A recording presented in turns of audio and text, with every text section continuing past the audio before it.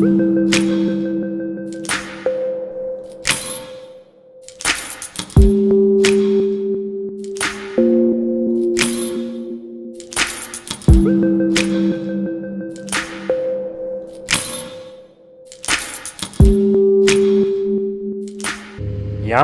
Riders, Biker Mike here, back with another Biker Mike video. This video I've been wanting to make for a little while and been putting together some ideas for it. It's going to be on all my likes and dislikes about the Yamaha Viper, along with my long-term review of it, so sit back, enjoy. I put together some trail footage here and I'll just talk my way through it, and hopefully you guys like it and can relate to it, and it gives you a little bit more insight about this snowmobile. This is all just stuff based on my own experience as well as my own observations, so take it for what it's worth, but let's get into this.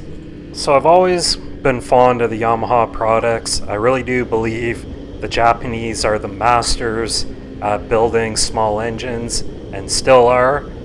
The biggest thing I'm looking for in a snowmobile is long-term reliability of the engine, and let's just face it, like, it's pretty tough to beat the Yamaha 4-stroke technology in terms of long-term ownership reliability. Yes, there's other engines out there that are lighter and more powerful, but guaranteed they're not going to last as long, and even if they do last and they don't totally grenade, they are wearing out.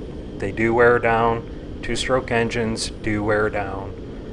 They're great when they're brand new and fresh, but it doesn't take long for that freshness to go away, and that's always been my experience with all my motocross bikes. They always run way better after a fresh rebuild, and that's the big advantage of the Yamaha 4-stroke engine. It just doesn't wear down. Even after 10, 15, 20,000 kilometers, it still has all that freshness like it was new, still has all that torque and all that power.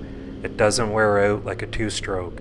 So to me, that was a big advantage, and that's why I chose the Yamaha Viper 4-stroke. Now, after saying all that, trust me guys, I'm not hating on the 2-strokes. I would still actually love to have a 2-stroke snowmobile. I just think for high mileage trail riding, it's tough to beat the 4-stroke.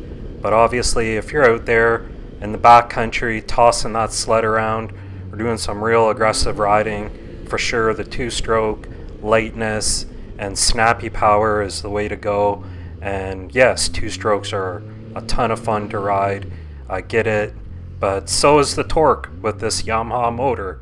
It really is a great motor, and it's a lot of peace of mind if you're doing high mileage trail riding. So enough about the 2-stroke 4-stroke thing. Once again, that's just my opinion based on my experiences, and if you think I'm all wrong with that, and I could be, just leave me a message down below. Let me know what you guys think, if you agree or disagree. It's always interesting to get other people's feedback. So obviously for me, the engine was a big like on the Viper. I also really like the chassis and ergonomics of the Yamaha Viper. It's no secret that Yamaha needed some help. Either they needed to redo their snowmobiles all on their own or get some help with somebody else. So I think teaming up with Arctic Cat, they got a great chassis. It's real comfortable ergonomically. The suspension works great on it. My snowmobile came with the Fox QS3 shocks, which I don't know why the industry really raves about these things being awesome. Like, they're okay, they're better than a non-adjustable gas shock, but there's just very limited adjustability to them, and maybe that's why the industry likes them, is because they're simple to adjust, but with that simplicity you lose a lot of tunability. And with that tunability, and guys, I'm not an expert on setting up suspension, but I do have a pretty good background and I know how it should and shouldn't work generally.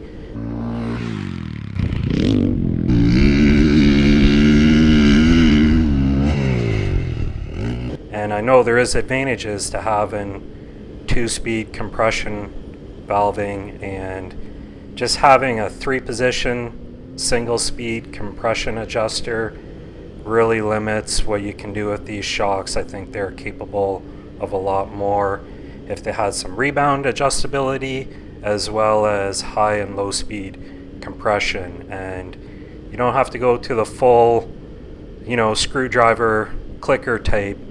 They could have just added I don't know, maybe 4 or 5 more clicks on that dial and had a separate one for high speed too, and a little rebound adjuster.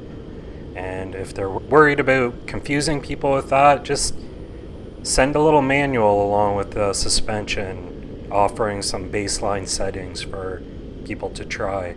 So suspension is good, but I don't think it's the best in the industry, but it is pretty good. And I do have another video of a little tweak I made to these Fox QS 3 shocks that really helps them out and really helps keep them fresh. So if you want to check out that video, I'll leave a link down in the description to that.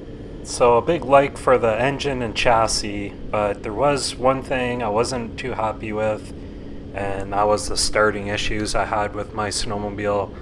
Now this is a well-known problem. You can do a little bit of research, find out all about it. I made another video up about that too, and after the second reflash I think I had done, it solved the problem and everything's good now. But it wasn't for quite a while, and I was a little bit, pretty disappointed with that. So that's a big dislike.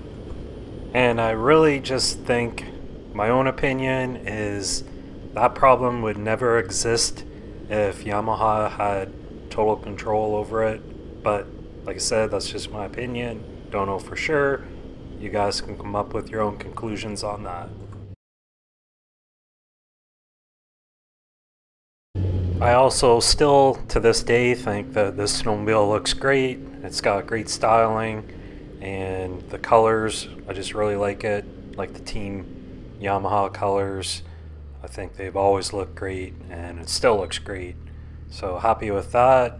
No real complaints with the lighting system either. It seems to work good once you get your rear suspension set up properly, and the high and low beams both work good on it. It's, to me, plenty bright enough, but I've got pretty good eyesight still, so maybe I wouldn't know the difference if it was an HID kit or LEDs on it. Not sure, but to me they work great, so I'm happy with the lighting. Overall, total quality of the snowmobile is pretty good. I just think it's a little off the mark from what Yamaha could do in terms of all the feel of the switches and how they did the grip heaters. They're just, the cheap little elements that are glued onto the handlebars, and they can fail, whereas Yamaha used to incorporate that right into the grip, so it was a lot more durable. But I haven't had any problems with mine. My buddy had an issue with his failing on a trip, and as far as the heat output goes, I've been pretty happy with that, so can't complain too much about it. And like I said, the quality of the switches, I haven't had any switches fail, but they just have a cheap plasticky feel to them. So just one of those things, but not a big issue. Overall, I'm still really happy with this snowmobile. I'm probably going to hang on to it for quite a while because I do really like it, and I haven't had any major issues at all with it. Like I said, the only problem I've had was that starting issue, which was a disappointment, but at the same time, like I said before, it never left me stranded. It always started up. I have heard stories where people have been left at the side of the trail, and that's pretty crappy, but you never really know what the whole story and situation is there. Could be other issues, don't know for sure. But for my snowmobile, overall, I'm happy I purchased it, and it's a lot of fun to ride. Maybe someday I'll get a 2-stroke sled, because I do like to get out into the powder and goof around, and this really isn't the snowmobile for that. It's a trail sled pretty much only, but that's what I bought it for, and it works great for that. So that's pretty much going to wrap things up for this video.